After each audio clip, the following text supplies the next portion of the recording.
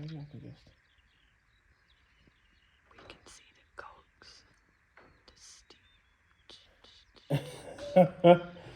The cogs are turning. I think it... Maybe it's just these side panels. What a pain in my bloody backside. Nothing you can say can ever take me away from my God. My God.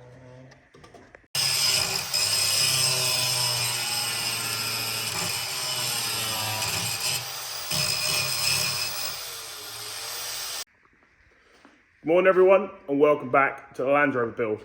Now if you haven't already done it, please hit the subscribe button and ring the little bell and you'll get a notification of my videos probably every Sunday at the minute. This is how it seems to be turning out. Now in the last episode you saw me remove the rear axle and the two doors, the bonnet and the back door. So in this episode we're going to focus on the body of the truck. So we need to remove the roof, the side panels, the tub, and moving around to the front, we hopefully need to do the two wings and the front grille and the bumper. I did also mention in the last episode, we were probably going to look to do the front axle. I've read a few of the comments, what people have been putting on there, and at the minute, hello dog, at the minute, I might change the decision to take the front axle off this. I might use the one off the Discovery. The main reason why I was going to use this one already because it was disc brakes, the same as the Discovery one, but the front trailing arms, which are down here, these bits in here, so which run along there, the front trailing arms, I've already bought a bush kit for them, but these ones are slightly narrower than the trailing arms off the Discovery one. But then on the flip side, the Discovery one axles are hopefully a 24 spline, or what they call a 24 spline, and these ones are a 10, so pros and cons, but hopefully a 24 spline will be a little bit stronger. But yeah, that's something to be decided. So if we head over to the Discovery, I'll show you. So Discovery body or Discovery chassis has been obviously had the body removed, and what I'm on about, you can see it better down here, is these in here. So these bushings in here are slightly wider. My only concern is obviously how well these will sandblast up. The chassis I think will be fine in here and the likes in here. I'm hoping that'll be all right, but obviously I just don't know at the minute. The other difference between a Discovery axle and a Defender axle is just the routing of the brake pipes in here, and then obviously they go around the back on the Discovery, whereas on the Defender they come in the front. So a few differences, but yeah, we'll figure out. So we'll head off and start taking off the body, and then once we do that, we can then look to start prepping stuff hopefully, and then fitting onto the new axle. Now what I have also bought is in this box here, so if I just place you down there like so. So this little box here is something I've bought, which is nothing important, but I bought some new batteries for my drill. So I power surged the last two and I blew them up. So hopefully I should now have some working batteries again, which will make the job a little bit easier, and they do have light indicators. Yeah, so let's go.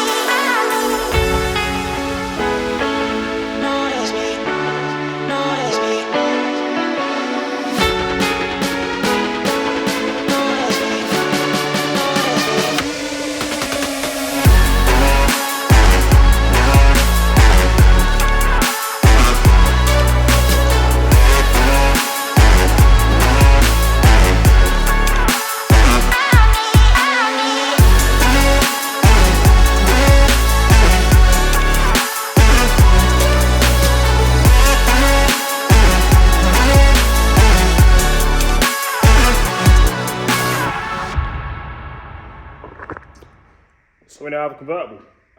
So roof and sides are off, which is very, very good. Obviously we're going to need all new seals on here. So around here we're going to need new seals. The windows, I think, the windows are alright. Not too much rust on it. We had a little bit around here. And then here we had a bolt shear off, which was a little bit annoying. But yeah, I don't know if you can see in there. There's the end of the bolt in there. So that's sheared off, but it has started to pit here a little bit. But I'm hoping we can. I'm hoping that'll be fine. So yeah, that didn't come off too bad. The only other thing about the roof is, someone has, don't know what someone's had on here, but they've obviously drilled a hole and then just put a little grommet of some sort in there. Yeah, don't know what that is, but we'll see. So roof obviously needs a bloody good clean and a repaint.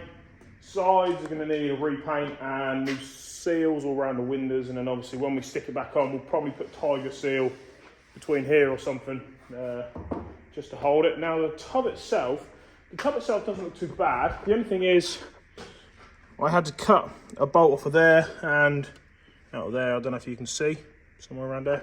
And there's two little holes here as well, because I think it had bench seats this side as well, and there's another one underneath there. So we're going to need to sort that out. I don't actually know where the tub bolts onto the chassis. We're going to have a look at that, but I think we're going to need to take seats out and the middle seats. So middle seats need to come out, or middle single seat needs to come out, and both of these seats need to come out. I don't know if I'm going to keep these or not. I looked to buy all new foam for it and all new vinyl to retrim it, but I think that's like £600-700 from Britpart for a new retrim seat or retrim seat kit. Yeah. And I think you can pick up like new seats for about, I know they're not real leather and all that, but you can pick them up for about £400-500. So I might get some nice sort of semi-bucket seats in there. I don't know yet. That's to be decided. So what we'll do is we'll just take these 3 seats out here, and then we'll start on the tub. So I think if I just put you down and sit you down here somewhere, and then we can just have a look at, see how you take these bolts off, and then we can start the tub afterwards.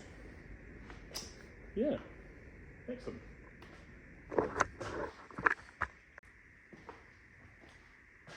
So take the seats out. 30mm socket. We have a bolt here, and we have a bolt on the back of the seat runner here. So we'll take both the front ones out first, slide it forward, and take the rear ones out. To take the tub off, there's 10 bolts on the rear cross member, and then there's some bolts in here somewhere which I don't really know where they are. So what we'll do is we'll just whip these off, and then we can just have a look at the back.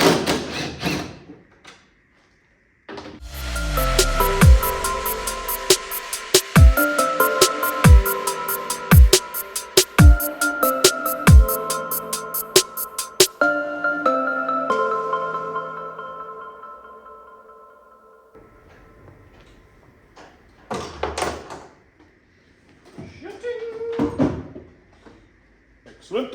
So, seat base is off,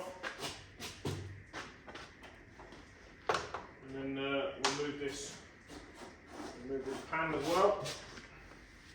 So if we just bring this into half, so I think there's some there. I think there's some bolts here, and I don't know whether there's some just in there. So if I just move that. We can't see, can we? No, I think there's some bolts in there somewhere as well that we're going to need to do. So yeah, we just need to carry on taking all the seats out, and then hopefully start on the bolts of the tub, which I'll have a look around and then see if I can find.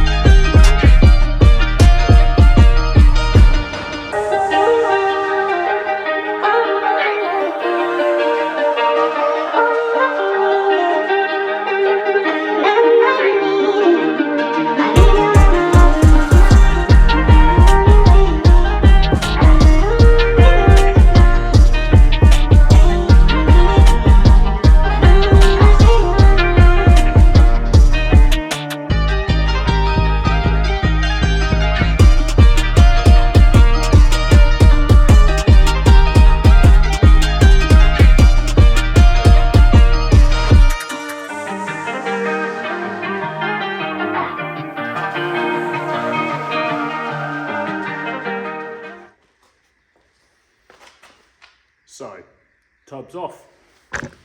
So it is a couple of days since we took the tub off. Life gets in the way, I suppose. We had to make a wardrobe, so the remnants of the wood. So yeah, tub is off, which was a bit of a pain in the backside to remove, but it is off.